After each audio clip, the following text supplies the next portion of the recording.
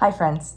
Just got done with Open Table Bite-Sized Wisdom, and our topic this week was about keeping it simple.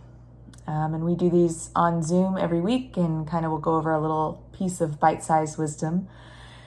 And the idea behind this keep it simple thing is sort of the high level of anxiety and the busy mind that's sort of always swirling and going and trying to plan out the 50 next things that are going to happen and what we're going to do about them, and just life becoming unmanageable and complicated, and how much of that we don't have control over.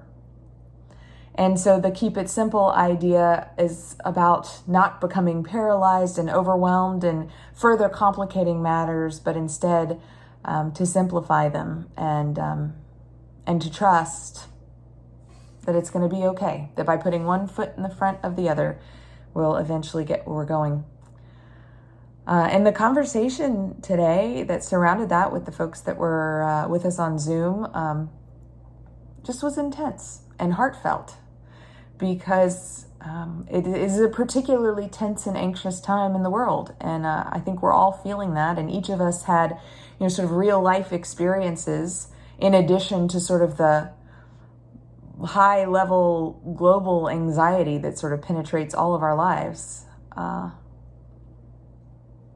And this getting together like this and talking through this slogan isn't about making solutions or diagnoses or anything. It's a little more about making our own self-discovery through conversation and through hearing other people's stories, and the solidarity of that we're all feeling some of the things that we're feeling right now.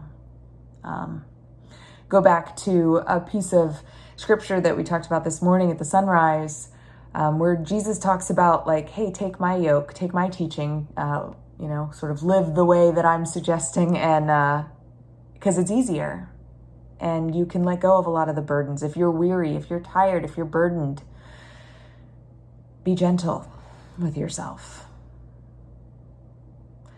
It's a hard thing. In our conversation, we talked a lot about the pressure that we put on ourselves and all the things we want to be and do, and the other lives we're responsible for, and the activism that we want to do, and just all the different responsibilities and weights and possibilities, and how overwhelming that can be. But this teaching that comes from Jesus, from Scripture, says there's another way. There's a gentler way that's possible. And so we, from our bite-sized wisdom here of keep it simple, we are going to try to apply that to our lives. We are going to try to find the simple ways, the gentle ways, the uncomplicating, the not getting too far ahead of ourselves, the one step at a time kind of ways, trusting that we will get where we're going. And we have overcome every day we've been through so far, bad and good. And trust that the teaching of gentleness and kindness and peacefulness will also lead to restfulness. And I can't think of anything that our world needs more right now than some restfulness. So that's a recap from today, and a wish and a hope and a prayer for all of you, and a hope for even myself, and certainly the people who gathered on Zoom who became clear that needed some of that.